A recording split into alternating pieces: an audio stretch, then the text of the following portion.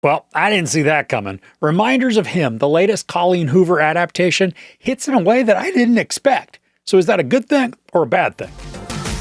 After prison, a woman attempts to reconnect with her young daughter but faces resistance from everyone except a bar owner with ties to her child.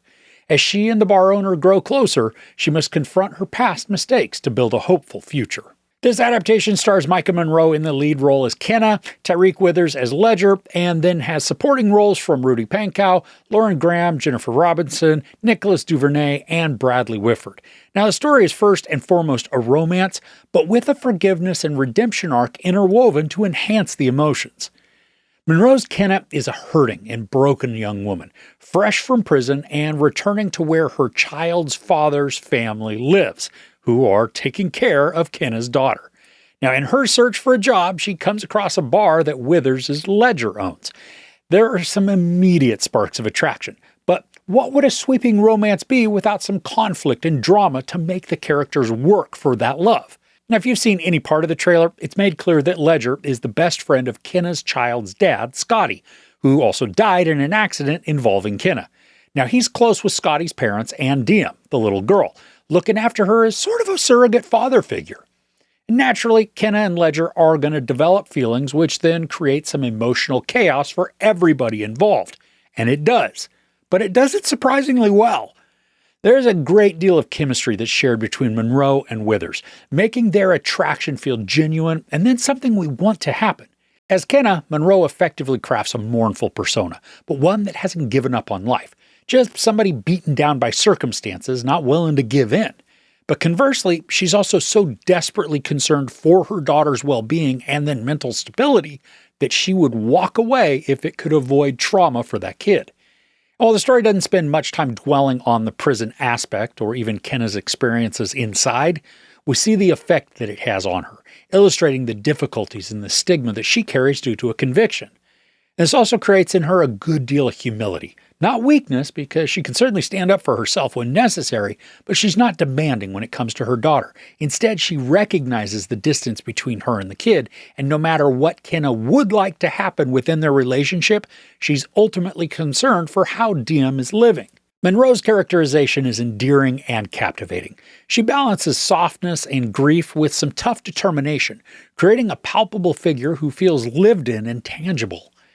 And then with Withers as Ledger, he's the lovable and dependable stand-in dad figure, creating a stability for Diem that doesn't replace her dad or even her grandparents, but augments them to fill needs that the others don't. His demeanor is also quiet but fierce, mirroring a lot of the temperament of Kenna, making them a passionate but intense pairing. And Withers has piercing eyes, creating looks that aren't aggressive or hard, but instead instilling trust and integrity. Now, the movie weaves the romance arc really well, giving a ton of time to the development so that if or when Kenna and Ledger do decide to act on feelings, it's an earned experience and is something we as the audience want to see happen. The other portion of the story, which is just as important, is the forgiveness and redemption arcs that should work to make the film memorable and effective. Now, strangely, this area is extremely rushed within the narrative. At a point very early in the story, Ledger discovers who Kenna is and then has an immediate reaction, which is understandable. But then, after a very, very short conversation with a friend, he's had an instantaneous 180-degree change of heart and is ready to give her many, many chances. Now, this area doesn't feel earned in the slightest. It actually stands out as awkward and unbelievable, especially because there hasn't been any sort of background information on the connection that would cause Ledger's friend to advise him the way that he does. The same goes for the arc involving Kenna with Scotty's parents. Through the entire story, they've been antagonistic to Kenna's return and actively prevent her from seeing Diem. But after one extremely short conversation that lasts probably less than 30 seconds and then a short reading session, we see more heart changes. Now, don't get me wrong, I am all for the redemptive arc, and it's the direction I want the story to go in. But once again, this area is bulldozed through for some sort of narrative expediency, leaving it to be unearned and then unnaturally forced. I would much rather have spent 10 more minutes to watch Lauren Graham and Bradley Whitford wrestle with the information that they've been given, just to see them work through ideas and feelings so that if they do decide to forgive, it doesn't feel so clumsily executed. What we get is a speed run to the finish line, which doesn't negate any romantic angle, but it certainly harms the believability of any sort of reconciliation.